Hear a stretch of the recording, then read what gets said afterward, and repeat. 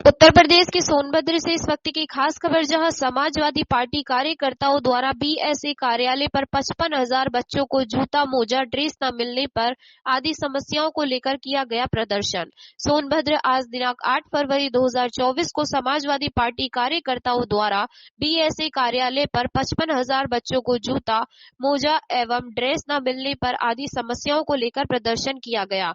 नेतृत्व कर रहे सपा जिला सचिव प्रमोद यादव ने कहा कि चालू सत्र की 10 माह से अधिक समय गुजरने के बावजूद परिषदीय स्कूलों में 55,000 बच्चों को डिबिट का इंतजार खत्म नहीं हो पाया है। धनराशि न मिलने से ड्रेस, जूता, मोजा सहित अन्य सुविधाएं भी नहीं मिल रही है। अम्बेडकर वाहिनी के राष्ट्रीय सचिव जेपी भारती ने कहा कि सोनभद्र में कई ऐसे विद्यालय हैं जो बंद पड़े हैं, शिक्षा की दुर्व्यवस्था है, शिक्षा विभाग अपने वादे को पूरा करने में नाकाम साबित हुआ है। पूर्व नगर सचिव मनीष त्रिपाठी व अंगद मौर्य ने कहा कि सोनभद्र में ठंड के बीच चालू सत्र से 10 माह से अधिक समय गुजर चुका है। ऐसे में हजारों बच्चों को जूता, मोजा आदि सामग्री के ही सत्र गुजारना पड़ रहा है, जबकि सोनभद्र के जनप्रतिनिधि आंख मूंदे बैठे हैं। ये दुर्भाग्यपूर्ण है। जल्द ही समाजवादी पार्टी दुर्व्यवस्था को लेकर बीएसए कार्यालय के सामने धरना देंगे। इस मौके पर मुन्ना कुशवाहा, आशीष यादव, चंद्रशेखर सिंह, हिफाजत, रोहित भारती, मुलायम यादव, गोपाल गुप्ता रहे। आज आप प्रदर्शन कर रहे हैं बीएसए ऑफिस पे, क्या मामला है और क्या मांगे हैं आपकी? देखिए, सोनभद्र के सरकारी परिषदीय विद्यालयों में कड़ाके की ठंड पड़ रही है। अभी तक सोनभद्र में 55,000 बच्चों को स्वेटर, जूता, मोजा और अन्य सामग्री उपलब्ध नहीं कराया गया। इसलिए आज हम लोग बीएसए कार्यालय पर आकर एक प्रदर्शन के माध्यम से शासन प्रशासन को जगाना चाहते हैं और यहाँ के जो जनप्रतिनिधि हैं बात तो ऊंची ऊंची करते हैं, लेकिन आज दुर्भाग्य है कि जिला सोनभद्र में जिस तरीके से शिक्षा की दुर्व्यवस्था है और 55,000 बच्चों को अभी तक जूता, मोजा, स्वेटर शासन प्रशासन ने उपलब्ध नहीं कराया। 30,000 बच्चों का अभी सत्यापन नहीं हुआ है और पढ़ाई का ये दूसरा सत्र शुरू होने वाला है, लेकिन अभी तक घोर अनियमितता है। इसलिए आज हम लोग यहाँ पे मांग करते हैं बीएसए कार्यालय पर कि ये जो बच्चों के साथ दोहरा अन्याय किया जा रहा है उसको बंद करें और तत्काल जूता, मोजा, स्वेटर, अन्य सामग्री उपलब्ध कराएं। नहीं तो समाजवादी पार्टी के कार्यकर्ता एक हफ्ते के अंदर बीएसए कार्यालय पर धरना देने का काम करेंगे। क्रमिक धरना दिया जाएगा। इसलिए आज हम लोग प्रदर्शन कर रहे हैं। धौलपुर से इस वक्त की बड़ी खबर, जहां आरक्षण लेकर रहेंगे। यदि भाजपा सरकार ने आरक्षण नहीं दिया तो कांग्रेस सरकार की भांति भाजपा सरकार को भी उखाड़ फेंक देंगे। वासुदेव प्रसाद कुशवाहा प्रदेश आरक्षण संघर्ष समिति के पदाधिकारियों की 12% आरक्षण एवं अन्य 12 सूत्रीय मांग पत्र को लेकर कुशवाहा धर्मशाला बाड़ी में दोपहर 12 बजे बैठक हुई। बैठक की अध्यक्षता केवल सिंह कुशवाहा ने की और संचालन बाड़ी कुशवाहा समाज के अध्यक्ष महेश कुशवाहा ने किया। इस दौरान आंदोलन की आगामी रणनीति को लेकर के कुशवाहा समाज एवं प्रदेश आरक्षण संघर्ष समिति एवं सभी पदाधिकारियों की बैठक में निर्णय लिया गया कि आरक्षण की लड़ाई को आगे बढ़ाने के लिए पहले क्षेत्रवार छोटी छोटी सभाओं के द्वारा समाज को जागरूक कर फिर आंदोलन का आगाज किया जाएगा। इस अवसर पर आरक्षण संघर्ष समिति के संयोजक वासुदेव प्रसाद ने कहा कि हम कुशवाहाओं के पक्ष में सरकार की सर्व कमेटी की रिपोर्ट रही है, चाहे मंडल आयोग या फिर वर्मा कमेटी, इसरानी कमेटी सहित सभी रिपोर्टर हमारे पक्ष में हैं। फिर सरकार हमें आरक्षण क्यों नहीं दे रही है? इसके लिए हमने कई बार आंदोलन किए। आरक्षण की खातिर हमारे कुशवाहा भाई जेल भी गए। अब की बार हमें आरक्षण नहीं दिया तो आर पार का आंदोलन करेंगे। यदि भाजपा सरकार ने आरक्षण नहीं दिया तो कांग्रेस सरकार की तरह उखाड़ फेंक देंगे। वासुदेव प्रसाद कुशवाहा आज बाड़ी कुशवाहा धर्मशाला पर प्रदेश आरक्षण संघर्ष समिति की मीटिंग हुई। हम जगह जगह नुक्कड़ समाएं कर रहे हैं। कल डीसी साहब, आईजी साहब भरतपुर से मुलाकात हुई। हमने आगाह किया है अतिशीघ्र सरकार से वार्ता कराई जाए। हमारे सभी कार्यकर्ता अपने अपने क्षेत्र में जगह जगह काम कर रहे हैं और हमें आरक्षण की मांग को हमारे पटल पर सरकार से वार्ता हो। नहीं तो अगर विदिन 10 दिन में वार्ता नहीं हुई तो कल हमने जो चेतावनी दी है राजस्थान सरकार को, हम बहुत बड़ा आंदोलन करेंगे और उसकी जिम्मेदारी स्वयं राजस्थान सरकार की होगी। धन्यवाद साथियों। लेकिन आप सब ये लोग जानते हैं कि हम कितनी मेहनत करते हैं उस खाने के लिए। हम मेहनत करते हैं, अन्न कमाते हैं, हमारे घर की महिलाएं उसको पीस कूट करके मेहनत से भोजन, खाने योग्य भोजन तैयार करती हैं, थाली में परोस दिया जाता है।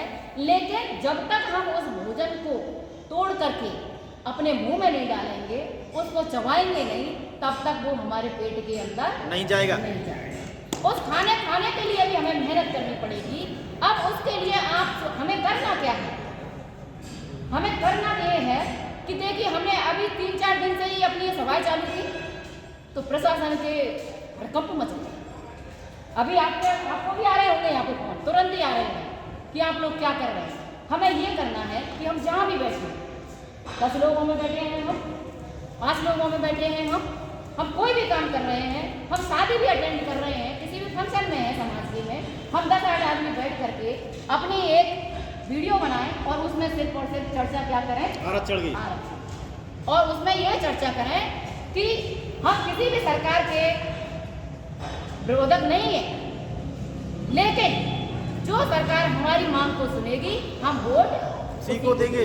हमारे पास पैसे की ताकत नहीं है, हमारे पास किसी भी चीज की ताकत नहीं है, हमारा समाज इस पर सक्षम नहीं है कि हम बंदूकों से, तलवारों से लड़ाई लड़ सके।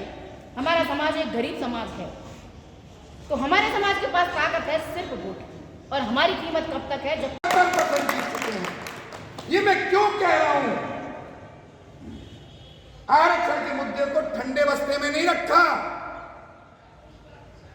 आपने 2-3 बार चक्का जाम किया, मेरे कुछ साथी जेल भी गए, डंडे भी सहे, पुलिस ने अस्त्र गोले तक झेले, और जो भाइयों ने कष्ट झेले, एक बार उन सब लोगों के लिए जोरदार ताली बजाइए।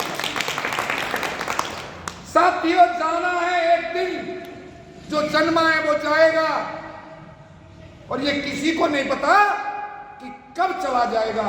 किसी को पता है क्या? नहीं पता। किसी को समय का पता नहीं, किसी को जगह का पता नहीं। कि तो क्यों नहीं समाज की खातिर हम तन मन धन से लग जाएं। कहने वाले कहते रहेंगे, करने वाले करते रहेंगे। एक और निवेदन आपके बीच में, 70% की बात क्यों कही है मैंने? ये आज का मुद्दा नहीं है। हमसे शीर्ष नेताओं ने बताया कि 2005 से आप इस लड़ाई को लड़ रहे हैं, चाहे तो वो इस्लामी कमेटी की रिपोर्ट हो, चाहे बर्मा कमेटी की रिपोर्ट हो, चाहे रोहिणी कमेटी की रिपोर्ट हो, सब कमेटी की रिपोर्ट ने, चाहे मंडल कमेटी की रिपोर्ट हो, सब कमेटी की रिपोर्ट ने कुशवाहा काची साके को अति पिछड़ों में सम्मिलित किया है। तो आपका अधिकार आपको मिलना चाहिए कि नहीं मिलना चाहिए? क्या घर बैठे मिल जाएगा? और अधिकार के लिए हमें लड़ना चाहिए कि नहीं लड़ना चाहिए? साथियों, मैं आपको यह बताने की कोशिश कर रहा हूं कि आज इस आग में आपने थोड़ा सा सहारा दे दिया तो आग धधक धधक के बहुत बड़ी जल जाएगी, और इसी भाजपा सरकार से आपको आरक्षण मिल जाएगा, ये तो गारंटी से तय है। ये क्यों कह रहा हूं? सरकार इस बात को समझ गई है कि इन कुशवाहों में वो ताकत है कि कांग्रेस ने इसको कुछ नहीं दिया तो इसने उखाड़ के फेंक देने का काम किया। वो आपकी बहुत बड़ी ताकत है। हमने भजनलाल सरकार को भी आगाह किया है कि आने वाले सांसद के चुनाव में अगर हमारे कुशवाहों की बात नहीं सुनी जाएगी तो हम दिल्ली सरकार पर आपको सत्ता में नहीं बैठने देंगे, कि हमने ठाना है। क्या आप एकजुट कह सकते हैं इस बात को? साथियों, अब तक जो हुआ, सरकार ने हमें रेवड़ी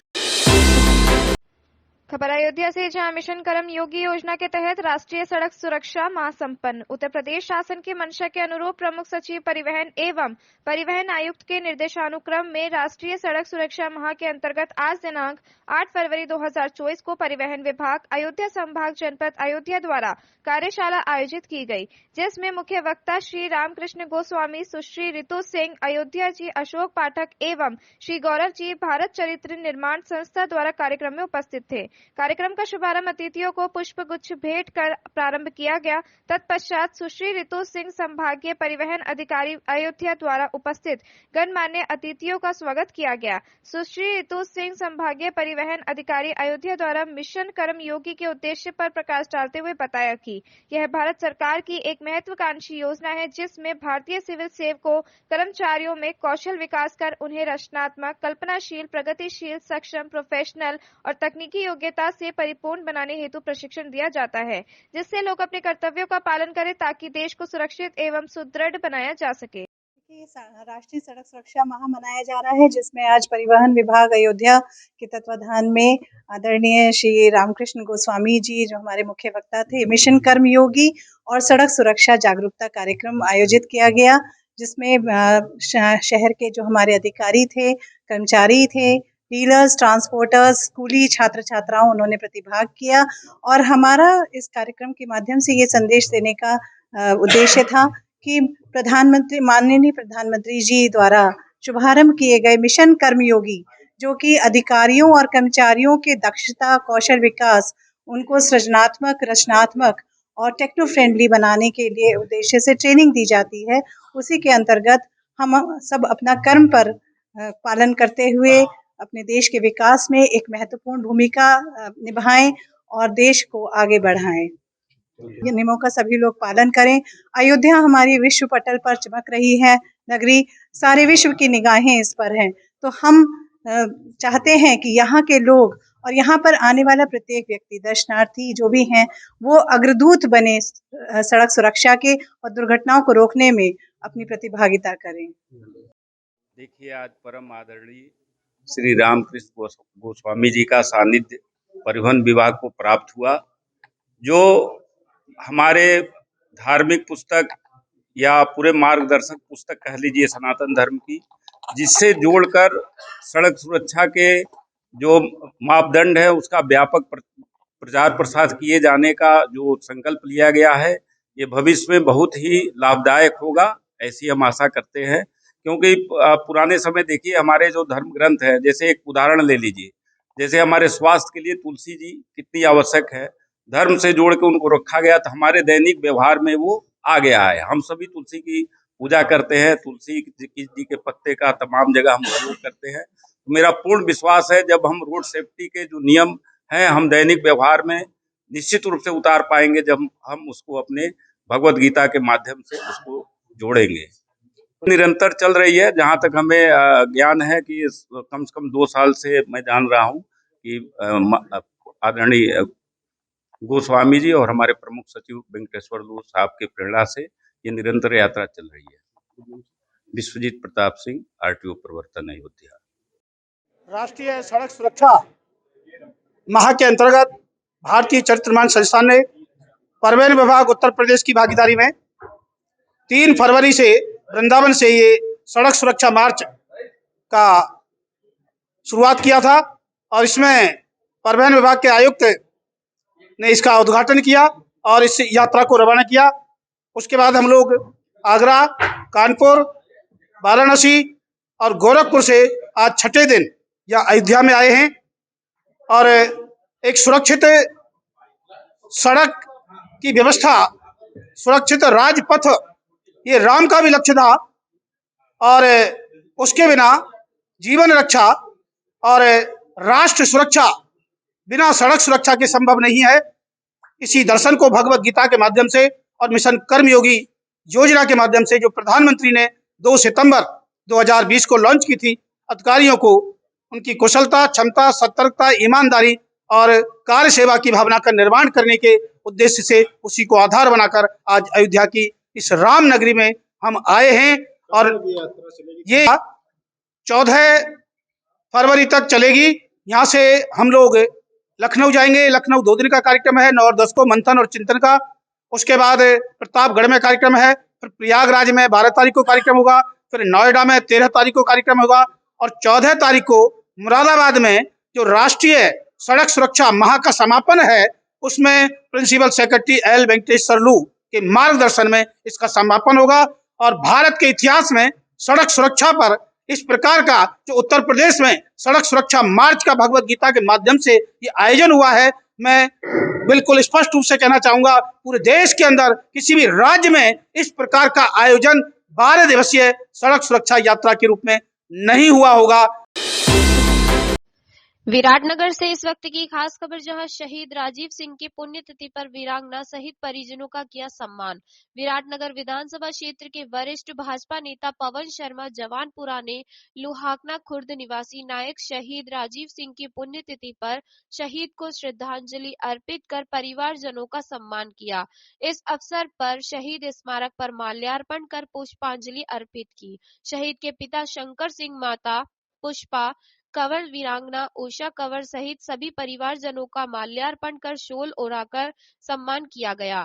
पवन शर्मा ने इस अवसर पर कहा, यह बेहद गर्व की बात है कि जीवन मां भारती के काम आए अमर शहीद राजीव सिंह की शहादत पर समस्त क्षेत्रवासियों को गर्व है और हम सभी सदैव शहीद परिवार के साथ हैं। गौरतलब है कि राजीव सिंह 8 फरवरी 2020 को जम्मू कश्मीर के पूंछ में पाक गोलाबारी का जवाब देते हुए शहीद हो गए थे। अपने पुत्र को याद करके माता पुष्पाकर एवं पिता शंकर सिंह की आंखें भर आई। इस अवसर पर एडवोकेट राहुल मोदी, किसान नेता भगवत सिंह, शंभू सिंह शेखावत, ओम प्रकाश मीणा सहित अनेक लोग उपस्थित रहे।